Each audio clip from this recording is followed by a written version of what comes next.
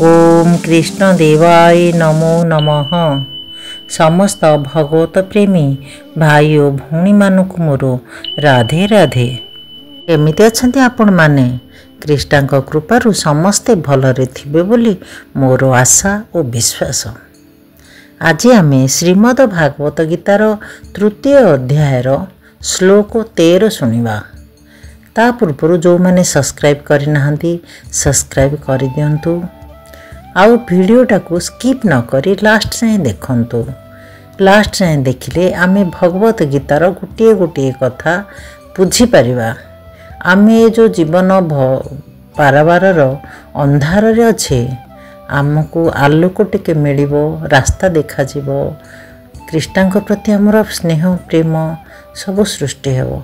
सेथिर कि दया करी आपण स्किप न करी लास्ट जाए देखंतु, भागवत गीताटा को बुझंतु।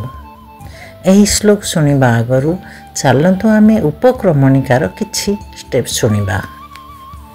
जेउ व्यक्ति मिथ्या भौतिक भोग प्रति आसक्त नुहे, जेउ व्यक्ति भगवानकर भक्ति जोग मार्ग रे अवस्थित, से शाश्वत धाम जहार विनाश बा ध्वंस नहीं सेथिरे प्रवेश करिपारे। जेउ व्यक्ति एही स्थिति लाभ करिछि से सहजरे परम धाम रे प्रवेश करिपारिबो। गीतारे अन्य एक स्थान रे कहा जायछि, अव्यक्तक्षर इत्युक्तस तमाहु परमां गतिम जं प्राप्य न निवर्तते तद्धाम परं मम। अव्यक्त शब्दर अर्थ हैला अप्रकाशित।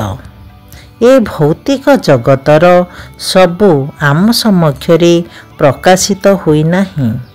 आम्भ मानकर इंद्रिय गुड़िक एपरि अपूर्ण और दोषयुक्त जे आम्भे माने ए भौतिक ब्रह्मांड रे थिबा समस्त नक्षत्र को देखि पारु नाहु।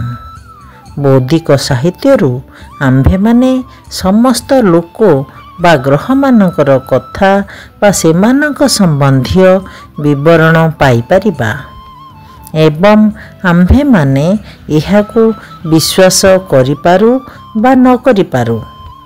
समस्त विशिष्ट ग्रह बा लोकमानकर वर्णना वैदिक साहित्य मानकरे विशेष करी श्रीमद् भागवतम रे देखिबा को मिले एवं सेइथिरे वर्णना करा जायछि जे भौतिक आकाशर बहु ऊर्ध्वरे थिबा चित जगत अव्यक्त अटे। व्यक्ति से परमधाम किपरि प्राप्त हेबो सेथिपाई कामना पोषण करिबा उचित एवं उद्विग्नता प्रकाश करिबा उचित। कारण व्यक्ति से परमधाम प्राप्त हेले आउ ए भौतिक जगत को फेरिबो नाही। राधे राधे दोस्तों, एबे आमे श्रीमद् भागवत गीतार तृतीय अध्यायर श्लोक 13 शुणिबा। श्लोक 13 यज्ञशिष्टासीन सन्तो मुच्यन्ते सर्वकील विषयः भुञ्जते ते त्वघं पापाजे पंचत्यात्म कारणात्। एहार अनुवाद, भगवानकर भक्तगण समस्त पापरु मुक्त, कारण यज्ञ निमित्त उत्सर्गीकृत खाद्य ही से माने ग्रहण करती। अन्य माने अर्थात जे माने निजर इंद्रिय तृप्ति निमित्त खाद्य प्रस्तुत करती से माने वास्तव रे पाप ही भोजन करती। एहार भावार्थ, जे माने भगवानकर भक्त अर्थात जेउ माने कृष्ण चेतनशील सेमानको सन्थ कहा जाए। सेमाने सर्वदा कृष्णଙ୍କ सह बा भगवानଙ୍କ सह स्नेहपूर्ण संबंधरे संबंधित होइथांती। ब्रह्म संहितारे एहा कुहा जाइछि, प्रेमंजन छुरित भक्ति विलोचनन सन्तः सदैव हृदयेषु विलोकयन्ति। ଯେଉଁମାନେ ସନ୍ଥ ସେମାନେ ସର୍ବଦା ପରମ ପୁରୁଷ ଭଗବାନଙ୍କର ସ୍ନେହପୂର୍ଣ୍ଣ ସମ୍ବନ୍ଧରେ ଯୁକ୍ତ ହୋଇଥାନ୍ତି।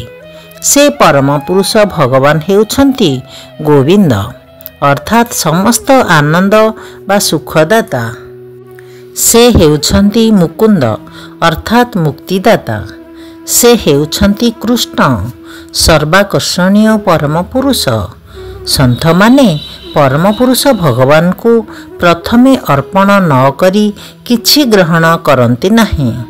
ତେଣୁ ଏ ଭକ୍ତଗଣ ସର୍ବଦା ଶ୍ରବଣଂ କୀର୍ତ୍ତନଂ ସ୍ମରଣଂ ଓ ଅର୍ଚ୍ଚନଂ ଆଦି ବିଭିନ୍ନ ପ୍ରକାର ଭଗବତ ସେବାରେ ରତ ଥାନ୍ତି। ଏହା ହେଉଛି ଯଜ୍ଞ କର୍ମ।